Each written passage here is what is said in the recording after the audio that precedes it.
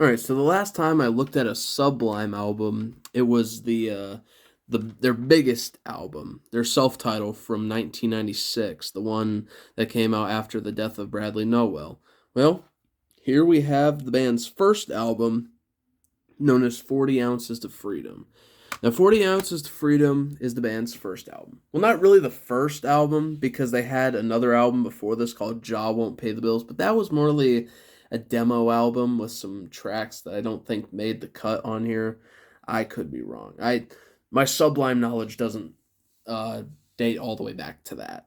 But this is the band's first album, originally released in June of 1992 through Skunk Records, a independent record label based in Long Beach, California, where the band is from and sings about a lot. It was founded by Michael Happold, I believe. Michael Miguel Happold. I forget the last name, but all I know is that it's Michael Miguel, as well as Bradley Nowell himself. And in 2009, it actually saw a distribution partnership with Suburban Noise Records, which is another indie label that specialized in pop punk or punk rock and hip hop, and had Head P for some time. But there's but they were mostly part of Skunk Records, well, Sublime, obviously. Now, this is obviously the reissued version on Gasoline Alley Records as well as MCA. You can pretty much tell because original pressings did not have this sticker. They did not have a parental advisory sticker. They just had this cover art and nothing else. Speaking of cover art, you've probably seen this picture to any Sublime fan. This has become a signature logo for the band. As a matter of fact, I actually have a Sublime shirt on at the moment. I even have a poster of this exact thingy in my room. And the shirt I'm wearing is basically the same as the cover art, but it's colorized. I got it at Walmart, so there's that. But it's been a signature icon for the band. Um, yeah. So here's the spine. Now, original pressings, from what I could find, did not have like text on the spine. It just had a bunch of symbols that I think represented 40 ounces of freedom. And they didn't even have a product code. At least I think for the original pressings. But this one has Gas D 11474, Gasoline Alley, and MCA Records. Here's the back cover. There's Don't be fooled by the track listings. There's actually 22 total tracks. Or sorry, I meant to say 23. But this version only has 22 because if you don't know, the songs Get Out and Rawhide were removed from the later pressings because of copyright issues. They both had unlicensed samples, which the band has used a lot of samples for their earlier works. And I even think in their last one, in their like third album, I believe. But the tracks Get Out and Rawhide were removed. Rawhide was a part of Date Rape, so it's not listed on here. But the two tracks that aren't listed are Rivers of Babylon and Thanks, which the vocals for Thanks is actually done by Michael himself and such. Now Bud Gaw only did like I think 4 tracks, including Badfish. Another person did all the other tracks, but I forgot his name. But the most notable tracks, I believe, on this album are Smoke Two Joints, Bad Fish, which got released as a single the following year, and Date Rape. Date Rape was a song that was released as a single a year later, or actually a year prior. We got the Barcode, original pressings of the Skunk Records. Oh, I almost dropped that. The original versions of the Skunk Records released did not have barcodes, but that was part of the reissue. And original versions also didn't have this on the bottom. It had a P.O. box.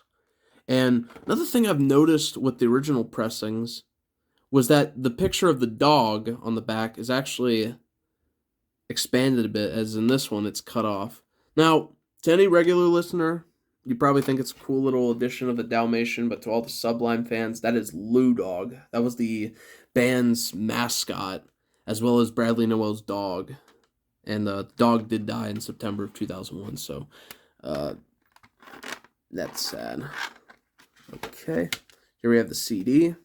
The CD is pretty much the same as the original release, but I don't think it has like this information. It has like different information and such. Okay, sorry about the quality. Let's take a look at this booklet if I can get it. Hold on. Okay, so here's the back of the booklet. Here, I think that's the guy that did the drums, Marshall Goodman, for most of them. The original pressings had the band members listed as nicknames and not their real names. Brad was listed as Texas, Eric was listed as Cricket, and Bud was nicknamed DJ Spock, I think. I don't remember. Okay, so here we have, I'm going to open this up. The booklet has the original text. Yeah, it's got the original like lyrics and stuff. So if Get Out appears on here, it's because they included it. Hold up. This is the image, or this is the sample parts, because I did mention earlier that they did sample some tracks and such. And then here on the back, we have all songs written by Sublime except Scarlet Begana's, originally by Grateful Dead. We're Gonna Die, We're Only Gonna Die for Our Arrogance, that was actually by Bad Religion, and I think in 82. There's Smoke Two Joints. There's a band picture. The original album had a different band picture. It was actually like the members outside. There was the dog, and Bradley Noel had dreads. I can show it on screen in the editing. And also, it was like a 3-page insert. It was not like this.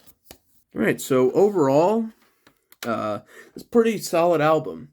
Although it may not be their greatest album, but it's definitely one that started to get more recognition, because originally it didn't receive as much attention as the self-titled did, but over time it started selling better. It even sold 2 million total as of today, and it's one of the best-selling independent albums of all time. Not the best one, because that one still goes to Smash by The Offspring, but still one of the best-selling ones, and even their second best-selling. But it's pretty good. There is one other album I do have after this. Well, actually, maybe a few more if I find more, because I do have Secondhand Smoke, which is like B-sides and remixes. But the other one we're going to take a look at is probably one that I don't think many Sublime fans are able to recognize, but more like the hardcore ones, Robin the Hood. So we'll get to that sometime. Hope you guys enjoyed. If you did, that's good. And that's all I gotta say. Have a good night, my Ohioans.